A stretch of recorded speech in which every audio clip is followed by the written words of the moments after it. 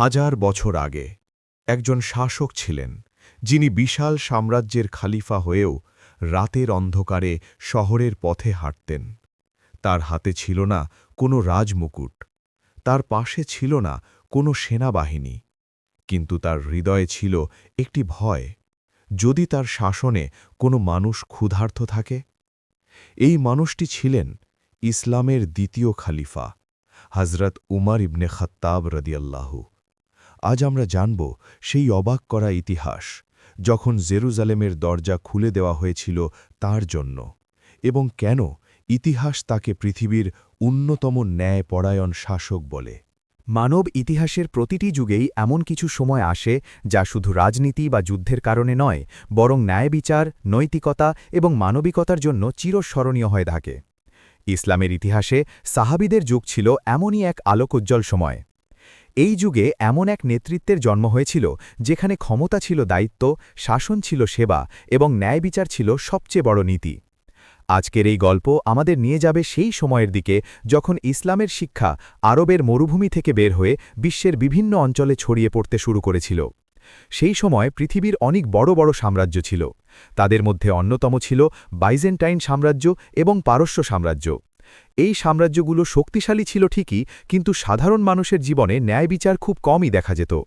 মানুষ ছিল করের ভারে ক্লান্ত, শাসকদের অত্যাচারে জর্জরিত এবং সামাজিক বৈষম্যে বিভক্ত। ঠিক এমন সময় ইতিহাসের মঞ্চে আবির্ভূত হয় এক নতুন সভ্যতা, ইসলামের সভ্যতা। এই সভ্যতার ভিত্তি ছিল ন্যায়, সমতা এবং মানবিকতা। এই সভ্যতার কেন্দ্র ছিল মদিনা শহর। সেখানে বসবাস করতেন ইসলামের মহান নেতা এবং শেষ নবী মুহাম্মদ সাল্লাল্লাহু আলাইহি ওয়াসাল্লাম। তার শিক্ষা শুধু ধর্মীয় বিষয়েই সীমাবদ্ধ ছিল না, বরং সমাজ, রাজনীতি, অর্থনীতি এবং ন্যায়বিচারের ক্ষেত্রেও তিনি এমন এক আদর্শ রেখে গিয়েছিলেন যা মানব ইতিহাসে এক অনন্য উদাহরণ হয়ে আছে। রাসূলুল্লাহ সাল্লাল্লাহু আলাইহি ওয়াসাল্লামের ইন্তেকালের পর মুসলিম সমাজের সামনে সবচেয়ে বড় প্রশ্ন ছিল, কে নেতৃত্ব দেবে। সাহাবীরা আলোচনা করে ইসলামের প্রথম খলিফা হিসেবে নির্বাচন করেন আবু বকর রাদিয়াল্লাহু আনহুকে। আবু বকর রাদিয়াল্লাহু আনহু খুব অল্প সময়ের জন্য খিলাফতের দায়িত্ব পালন করলেও তিনি মুসলিম সমাজকে ঐক্যবদ্ধ রাখার ক্ষেত্রে অসাধারণ ভূমিকা পালন করেন। তার ইন্তেকালের পর মুসলিম উম্মার নেতৃত্ব আসে এমন এক ব্যক্তির হাতে যিনি ইতিহাসে ন্যায় বিচারের প্রতীক হিসেবে পরিচিত। তিনি ছিলেন উমর ইবনুল খাত্তাব রাদিয়াল্লাহু আনহু।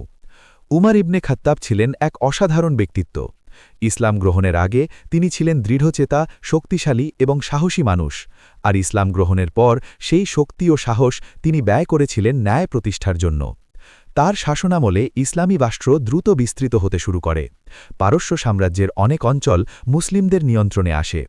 একই সঙ্গে বাইজেন্টাইন সাম্রাজ্যের অধীনে থাকা শামের অঞ্চলও ইসলামী রাষ্ট্রের অন্তর্ভুক্ত হতে শুরু করে। শাম ছিল একটি অত্যন্ত গুরুত্বপূর্ণ অঞ্চল। এটি ছিল বাণিজ্য, সংস্কৃতি এবং ধর্মীয় ঐতিহ্যের কেন্দ্র। আজকের সিরিয়া, জর্ডান, ফিলিস্তিন এবং লেবাননের বিস্তীর্ণ অঞ্চল তখন শামের অন্তর্ভুক্ত ছিল। বহু শতাব্দী ধরে এই অঞ্চল বাইজেন্টাইন শাসনের অধীনে ছিল। সেখানে খ্রিস্টান জনগোষ্ঠী বসবাস করত এবং তাদের ধর্মীয় ঐতিহ্য ছিল অত্যন্ত শক্তিশালী। কিন্তু বাইজেন্টাইন শাসনের শেষ দিকে অনেক মানুষ শাসকদের অন্যায় আচরণে বিরক্ত হয়ে উঠেছিল। কর ছিল অত্যন্ত বেশি, শাসকদের আচরণ ছিল কঠোর, সাধারণ মানুষের কথা কেউ খুব একটা শুনত না। এই সময় মুসলিম বাহিনী শামের দিকে অগ্রসর হতে শুরু করে, কিন্তু তাদের উদ্দেশ্য শুধু যুদ্ধ জয় করা ছিল না, বরং তারা নিয়ে যাচ্ছিল এমন এক শাসন ব্যবস্থা যেখানে মানুষের জীবন, সম্পদ এবং ধর্মীয় স্বাধীনতা সুরক্ষিত থাকবে। এই অভিযানে গুরুত্বপূর্ণ ভূমিকা পালন করেছিলেন মহান সাহাবী আবু উবাইদা ইবনুল জাররাহ রাদিয়াল্লাহু আনহু। তিনি ছিলেন অত্যন্ত বিনয়ী এবং ন্যায়পরায়ণ নেতা। রাসূলুল্লাহ সাল্লাল্লাহু আলাইহি ওয়াসাল্লাম তাকে বলেছিলেন, এই উম্মার সবচেয়ে বিশ্বস্ত ব্যক্তি। শামের বিভিন্ন শহর মুসলিমদের নিয়ন্ত্রণে আসতে শুরু করলে মানুষ প্রথমবারের মতো নতুন এক শাসনের অভিজ্ঞতা লাভ করে। মুসলিমরা ঘোষণা করেছিল, তোমাদের জীবন নিরাপদ, তোমাদের সম্পদ নিরাপদ, তোমাদের উপাসনালয় নিরাপদ। এই ঘোষণা ছিল শুধু একটি রাজনৈতিক বক্তব্য নয়, বরং বাস্তবেও তা কঠোরভাবে পালন করা হয়েছিল। খ্রিস্টান গির্জা ধ্বংস করা হয়নি, মানুষকে জোর করে ধর্ম পরিবর্তন করানো হয়নি, বরং তাদের ধর্মীয় স্বাধীনতা নিশ্চিত করা হয়েছিল। এই আচরণ দেখে অনেক মানুষ বিস্মিত হয়ে গিয়েছিল, কারণ তারা আগে এমন শাসন কখনো দেখেনি। শামের শহরগুলো একে একে মুসলিমদের নিয়ন্ত্রণে আসতে থাকে, কিন্তু একটি শহর ছিল অত্যন্ত গুরুত্বপূর্ণ। সেই শহরটি ছিল জেরুজালেম। জেরুজালেম ছিল খ্রিস্টানদের কাছে পবিত্র শহর, সেখানে অসংখ্য ধর্মীয় ঐতিহ্য জড়িয়েছিল। সেই শহরের খ্রিস্টান নেতারা একটি বিশেষ সিদ্ধান্ত নেন। তারা বলেন, আমরা শহরের চাবি শুধু মুসলিম খলিফার হাতেই তুলে দেব। এই খবর যখন মদিনায় পৌঁছায় তখন উমর ইবনে খাত্তাব নিজেই সেখানে যাওয়ার সিদ্ধান্ত নেন। তিনি কোনো বিশাল সেনাবাহিনী নিয়ে যাননি, না ছিল রাজকীয় বাহন, না ছিল রাজকীয় পোশাক। তিনি শুধু একটি উট এবং একজন সহকারী নিয়ে দীর্ঘ যাত্রা শুরু করেন। এই যাত্রা ছিল ইসলামী ইতিহাসের অন্যতম স্মরণীয় ঘটনা। মরুভূমির দীর্ঘ পথ, গরম বাতাস, দীর্ঘদিনের ক্লান্তি। কিন্তু উমর রাদিয়াল্লাহু আনহুর হৃদয়ে ছিল একটাই চিন্তা, ন্যায় বিচার প্রতিষ্ঠা করা। ইতিহাসে বর্ণিত আছে, তারা উটের পিঠে পালা করে চড়তেন। কখনো উমর রাদিয়াল্লাহু আনহু উটে বসতেন, কখনো তার সহকারী বসতেন, আরেকজন উটের দড়ি ধরে হাঁটতেন। এই ঘটনা ইসলামী নেতৃত্বের বিনয়ের এক অসাধারণ উদাহরণ। যখন তারা জেরুজালেমের কাছাকাছি পৌঁছে যায় তখন উটের দড়ি ধরে হাঁটার পালা ছিল উমরের সহকারী। লজ্জিত হয়ে বলেছিল, হে আমিরুল মোমিনিন, এখন অন্তত আপনি উটে উঠুন, শহরের মানুষ আপনাকে দেখবে।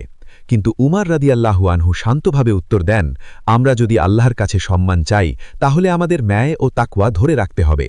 এই কথার মধ্যে লুকিয়েছিল ইসলামী নেতৃত্বের প্রকৃত দর্শন। এখানে ক্ষমতা মানে ছিল না অহংকার, বরং ছিল দায়িত্ব। এইভাবে উমর রাদিয়াল্লাহু আনহু জেরুজালেমের দিকে এগিয়ে যান এবং ইতিহাসের এক নতুন অধ্যায় শুরু হতে চলেছিল।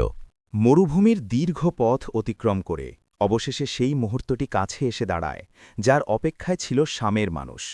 মদিনা থেকে যাত্রা শুরু করার পর বহু দিন পেরিয়ে গেছে। পথে ছিল উত্তপ্ত মরুভূমি, কঠিন পথ এবং অসংখ্য কষ্ট। কিন্তু এই কষ্টের মাঝেও একজন মানুষ দৃঢ়ভাবে এগিয়ে চলেছিলেন। তিনি ছিলেন ইসলামের দ্বিতীয় খলিফা উমর ইবনে আল খাত্তাব। তার লক্ষ্য ছিল একটি শহর, জেরুজালেম। এই শহর শুধু একটি রাজনৈতিক কেন্দ্র ছিল না, এটি ছিল বহু ধর্মের মানুষের কাছে পবিত্র একটি স্থান। খ্রিস্টানদের জন্য এটি ছিল অত্যন্ত সম্মানিত শহর। ইহুদিদের ইতিহাসেও এই শহরের গুরুত্ব ছিল অপরিসীম, এবং মুসলমানদের কাছেও এটি ছিল গুরুত্বপূর্ণ, কারণ এখানেই অবস্থিত ছিল পবিত্র স্থান আল আকসা মসজিদ। এই শহরের শাসক ও ধর্মীয় নেতারা ইতিমধ্যেই সিদ্ধান্ত নিয়েছিলেন তারা শহরের চাবি শুধুমাত্র মুসলিম খলিফার হাতেই তুলে দেবেন, কারণ তারা চেয়েছিলেন একটি শান্তিপূর্ণ সমাধান, এবং তারা শুনেছিলেন মুসলিমদের ন্যায় বিচারের কথা। যখন উমর রাদিয়াল্লাহু আনহু জেরুজালেমের কাছাকাছি পৌঁছান তখন শহরের মানুষ তার আগমনের খবর পেয়ে অপেক্ষা করতে শুরু করে। খ্রিস্টান ধর্মীয় নেতা সোফ্রোনিয়াস অফ জেরুজালেম নিজেও শহরের নেতাদের সঙ্গে প্রস্তুত ছিলেন। তারা ভেবেছিলেন একজন শক্তিশালী সম্রাট আসবেন, সম্ভবত রাজকীয় পোশাক, বিশাল সৈন্যবাহিনী এবং আড়ম্বরপূর্ণ শোভাযাত্রা থাকবে। কিন্তু যখন তারা দূর থেকে উমর রাদিয়াল্লাহু আনহুকে দেখতে পেলেন তখন তারা বিস্মিত হয়ে গেলেন, কারণ তাদের সামনে যে মানুষটি আসছিলেন তিনি ছিলেন অত্যন্ত সাধারণ। তার পোশাক ছিল সাদামাটা, তার সঙ্গে ছিল না কোনো রাজকীয় বাহিনী। তিনি নিজেই উটের দড়ি ধরে হাঁটছিলেন। এই দৃশ্য দেখে অনেক মানুষ অবাক হয়ে গেল। তারা বুঝতে পারছিল না এটাই কি সেই বিশাল সাম্রাজ্যের খলিফা। কিন্তু এই দৃশ্যই ছিল ইসলামের নেতৃত্বের প্রকৃত পরিচয়। এখানে ক্ষমতার প্রদর্শন ছিল না, ছিল বিনয়, ছিল দায়িত্ববোধ এবং ছিল ন্যায় প্রতিষ্ঠার অঙ্গীকার। যখন ওমর রাদিয়াল্লাহু আনহু শহরে প্রবেশ করেন তখন শহরের মানুষ তাকে সম্মানের সঙ্গে স্বাগত জানায়। খ্রিস্টান নেতারা তাকে শহরের গুরুত্বপূর্ণ স্থানগুলো দেখাতে নিয়ে যান। তারা তাকে গির্জা এবং ঐতিহাসিক স্থানগুলো ঘুরে দেখান। এর মধ্যে অন্যতম ছিল সেই বিখ্যাত গির্জা, চার্চ অব দ্য হোলি সেপালকার। এই গির্জাটি খ্রিস্টানদের কাছে অত্যন্ত পবিত্র। খ্রিস্টান নেতা সোফ্রোনিয়াস উমর রাদিয়াল্লাহু আনহুকে গির্জার ভেতরে বসতে এবং বিশ্রাম নিতে আমন্ত্রণ জানান। ঠিক সেই সময় নামাজের সময় হয়ে যায়। সোফ্রোনিয়াস বলেন, আপনি চাইলে এখানেই নামাজ আদায় করতে পারেন। কিন্তু উমর রাদিয়াল্লাহু আনহু সেই প্রস্তাব গ্রহণ করেননি। তিনি গির্জার ভেতরে নামাজ পড়েননি, বরং তিনি বাইরে এসে নামাজ আদায় করেন। কারণ তিনি চিন্তা করেছিলেন যদি তিনি গির্জার ভেতরে নামাজ পড়েন তাহলে ভবিষ্যতে মুসলমানরা হয়তো দাবি করতে পারে যে এটি একটি মসজিদ হয়ে যাওয়া উচিত। এই সিদ্ধান্ত ছিল অসাধারণ দূরদর্শিতার পরিচয়। তিনি চেয়েছিলেন খ্রিস্টানদের উপাসনালয় যেন ভবিষ্যতেও নিরাপদ থাকে। এই ঘটনা ইসলামের ধর্মীয় সহনশীলতার একটি গুরুত্বপূর্ণ উদাহরণ। এরপর আসে সেই ঐতিহাসিক মুহূর্ত। জেরুজালেম শহরের চাবি আনুষ্ঠানিকভাবে তুলে দেওয়া হয় উমর রাদিয়াল্লাহু আনহুর হাতে। এই ঘটনা ছিল ইতিহাসের একটি গুরুত্বপূর্ণ অধ্যায়। কিন্তু এর সঙ্গে সঙ্গে আরও একটি গুরুত্বপূর্ণ কাজ সম্পন্ন হয়। সেটি ছিল একটি ঐতিহাসিক চুক্তি। এই চুক্তিটি ইতিহাসে পরিচিত প্যাক্ট অফ উমর নামে। এই চুক্তির মাধ্যমে জেরুজালেমের বাসিন্দাদের নিরাপত্তা নিশ্চিত করা হয়। চুক্তিতে বলা হয়েছিল শহরের মানুষের জীবন নিরাপদ থাকবে, তাদের সম্পদ নিরাপদ থাকবে, তাদের গির্জা এবং ধর্মীয় স্থানগুলো নিরাপদ থাকবে। কেউ তাদের ধর্ম পালনে বাধা দেবে না। এমনকি যারা শহর ছেড়ে যেতে চায় তাদেরও নিরাপদে চলে যাওয়ার অনুমতি দেওয়া হবে। এই চুক্তি শুধু একটি রাজনৈতিক দলিল ছিল না, এটি ছিল ইসলামী শাসনের ন্যায়বিচার ও মানবিকতার একটি বাস্তব উদাহরণ। এই চুক্তির মাধ্যমে মুসলিম শাসন ব্যবস্থা স্পষ্টভাবে ঘোষণা করেছিল মানুষের ধর্মীয় স্বাধীনতা সম্মান করা হবে, তাদের উপাসনালয় রক্ষা করা হবে এবং তাদের জীবনের নিরাপত্তা নিশ্চিত করা হবে। এই আচরণ জেরুজালেমের মানুষের মনে গভীর প্রভাব ফেলেছিল। তারা দেখেছিল নতুন শাসন ব্যবস্থা তাদের ওপর অত্যাচার করতে আসেনি, বরং এসেছে নিরাপত্তা এবং ন্যায় বিচার দিতে। জেরুজালেমে প্রবেশের পর উমর রাদিয়াল্লাহু আনহু শহরের বিভিন্ন স্থান পরিদর্শন করেন। তিনি বিশেষভাবে আগ্রহী ছিলেন সেই স্থানটি দেখতে যেখানে একসময় ছিল নবীদের ঐতিহাসিক স্মৃতি। সেই স্থানটি ছিল মসজিদুল আকসার এলাকা। সেই সময় এই স্থানটি অবহেলিত অবস্থায় ছিল, কিছু জায়গায় ময়লা আবর্জনাও জমেছিল। উমর রাদিয়াল্লাহু আনহু নিজ হাতে সেই জায়গা পরিষ্কার করতে শুরু করেন। তার সঙ্গে থাকা সাহাবীরাও সেই কাজে যোগ দেন। এই দৃশ্য ছিল অত্যন্ত অনুপ্রেরণামূলক। একজন শাসক নিজ হাতে একটি পবিত্র স্থান পরিষ্কার করছেন। এই কাজের মাধ্যমে তিনি দেখিয়ে দিয়েছিলেন নেতৃত্ব মানে শুধু আদেশ দেওয়া নয়, বরং নিজের কাজের মাধ্যমে উদাহরণ সৃষ্টি করা। এরপর সেই জায়গায় একটি সাধারণ কাঠের মসজিদ নির্মাণ করা হয় যেখানে মুসলমানরা নামাজ আদায় করতে পারবে, কিন্তু তবুও শহরের অন্য ধর্মীয় স্থাপনাগুলো অক্ষত রাখা হয়। জেরুজালেমে উমরের অবস্থান ছিল সংক্ষিপ্ত, কিন্তু সেই স্বল্প সময়ের মধ্যেই তিনি এমন কিছু সিদ্ধান্ত নেন যা ইতিহাসে দীর্ঘদিন ধরে স্মরণীয় হয়ে আছে। তিনি প্রশাসনিক দায়িত্ব নির্ধারণ করেন, শহরের নিরাপত্তা নিশ্চিত করেন এবং স্থানীয় জনগণের অধিকার রক্ষা করার জন্য নির্দেশনা দেন। এই ঘটনাগুলো শুধু ইতিহাসের একটি অধ্যায় নয়, বরং এটি নেতৃত্বের একটি মহান শিক্ষা। উমর রাদিয়াল্লাহু আনহু আমাদের দেখিয়ে দিয়েছিলেন সত্যিকারের শক্তি ক্ষমতার প্রদর্শনে নয়, বরং ন্যায় প্রতিষ্ঠায়, মানুষের অধিকার রক্ষায় এবং অন্য ধর্মের মানুষের প্রতি সম্মান প্রদর্শনে। জেরুজালেমে তার আগমন ছিল শুধু একটি শহর গ্রহণের ঘটনা নয়, এটি ছিল মানবিক নেতৃত্বের এক উজ্জ্বল দৃষ্টান্ত, এবং সেই দৃষ্টান্ত আজও ইতিহাসে আলো ছড়িয়ে যাচ্ছে। জেরুজালেমের শান্তিপূর্ণভাবে প্রবেশ করার পর নতুন এক অধ্যায়ের সূচনা হয়। এটি শুধু একটি শহর জয় করার ঘটনা ছিল না, বরং এটি ছিল এমন এক শাসন ব্যবস্থা প্রতিষ্ঠার সূচনা যেখানে ন্যায় বিচার এবং মানবিকতা ছিল সবচেয়ে বড় ভিত্তি। এই সময় ইসলামী রাষ্ট্রের নেতৃত্বে ছিলেন মহান খলিফা উমর ইবন আল খাত্তাব রা। তার শাসন ব্যবস্থার অন্যতম বৈশিষ্ট্য ছিল দায়িত্বশীল প্রশাসন। তিনি বিশ্বাস করতেন একটি রাষ্ট্র তখনই শক্তিশালী হয় যখন তার প্রশাসন ন্যায়ভিত্তিক হয়। এই কারণে শামের মতো গুরুত্বপূর্ণ অঞ্চল পরিচালনার জন্য তিনি অত্যন্ত সতর্কতার সঙ্গে গভর্নর নির্বাচন করেছিলেন। এই দায়িত্ব দেওয়া হয়েছিল মহান সাহাবী আবু উবাইদা ইবন আল জার্রাহ রাকে। তিনি ছিলেন রসুলুল্লাহ সাল্লাল্লাহু আলাইহি ওয়াসাল্লামের অন্যতম বিশ্বস্ত সাহাবী এবং অত্যন্ত বিনয়ী একজন নেতা। তার নেতৃত্বে শামের প্রশাসন পরিচালিত হতে শুরু করে। কিন্তু উমাররা শুধু গভর্নর নিয়োগ করেই দায়িত্ব শেষ করেননি, তিনি সব সময় গভর্নরদের কাজের ওপর নজর রাখতেন। তার কাছে শাসন মানে ছিল জনগণের সেবা, এবং তিনি কখনোই চাননি যে কোনো গভর্নর ক্ষমতার অপব্যবহার করুক। এই কারণে তিনি গভর্নরদের জন্য কিছু কঠোর নিয়ম নির্ধারণ করেছিলেন। প্রথমত, কোনো গভর্নর বিলাসবহুল জীবনযাপন করতে পারবে না। দ্বিতীয়ত, তারা জনগণের সঙ্গে সহজভাবে যোগাযোগ রাখবে। তৃতীয়ত, তারা সব সময় ন্যায় বিচার নিশ্চিত করবে। এই নীতিগুলো শুধু কথার মধ্যে সীমাবদ্ধ ছিল না, বাস্তবেও এগুলো কঠোরভাবে পালন করা হতো। উমাররা প্রায়ই গভর্নরদের কাছে চিঠি পাঠাতেন। সেই চিঠিগুলোতে তিনি প্রশাসনিক নির্দেশনা দিতেন এবং জনগণের প্রতি দায়িত্বের কথা স্মরণ করিয়ে দিতেন। একবার তিনি একটি চিঠিতে লিখেছিলেন, মানুষের উপর শাসন করতে গিয়ে কখনো অহংকার করো না, কারণ তোমাদের ক্ষমতা আল্লাহর পক্ষ থেকে একটি পরীক্ষা। এই কথাগুলো তার শাসন ব্যবস্থার মূল দর্শনকে স্পষ্ট করে দেয়। শামের শহরগুলোতে প্রশাসনিক কাঠামো ধীরে ধীরে গড়ে উঠতে শুরু করে। নতুন বিচার ব্যবস্থা চালু করা হয় এবং বিচারকদের নিয়োগ দেওয়া হয় যারা ন্যায় বিচার প্রতিষ্ঠা করবে। এই বিচার ব্যবস্থার মূল ভিত্তি ছিল ইসলামী আইন, কিন্তু এর সঙ্গে সঙ্গে অমুসলিম নাগরিকদের অধিকারও সম্মান করা হতো। খ্রিস্টান ও ইহুদি জনগণ তাদের নিজস্ব ধর্মীয় আইনের ভিত্তিতে অনেক সামাজিক বিষয় পরিচালনা করতে পারত। এই ব্যবস্থা ছিল অত্যন্ত প্রগতিশীল, কারণ এটি বিভিন্ন ধর্মের মানুষের সহাবস্থানকে নিশ্চিত করেছিল। শামের বাজারগুলোতেও নতুন নিয়ম চালু করা হয়। বাজারে প্রতারণা বা অন্যায় যেন না হয়, সেজন্য বিশেষ কর্মকর্তাদের নিয়োগ দেওয়া হয়। তাদের কাজ ছিল ব্যবসায়ীদের কার্যক্রম পর্যবেক্ষণ করা, যাতে কেউ মানুষের সঙ্গে প্রতারণা করতে না পারে। এছাড়া দরিদ্র মানুষদের জন্য বিশেষ ব্যবস্থা নেওয়া হয়েছিল। ইসলামী রাষ্ট্রের কোষাগার, যাকে বলা হতো বাইতুল মাল, থেকে দরিদ্রদের সাহায্য করা হতো। এই ব্যবস্থার মাধ্যমে সমাজের দুর্বল মানুষদের নিরাপত্তা নিশ্চিত করা হয়েছিল। একবার শামের একটি শহরে একটি ঘটনা ঘটে। একজন মুসলিম সৈন্য এবং একজন খ্রিস্টান নাগরিকের মধ্যে একটি বিরোধ সৃষ্টি হয়। বিষয়টি আদালতে গড়ায়। বিচারক দুই পক্ষের কথা মনোযোগ দিয়ে শোনেন। তারপর তিনি প্রমাণের ভিত্তিতে রায় দেন এবং সেই রায় ছিল খ্রিস্টান নাগরিকের পক্ষে।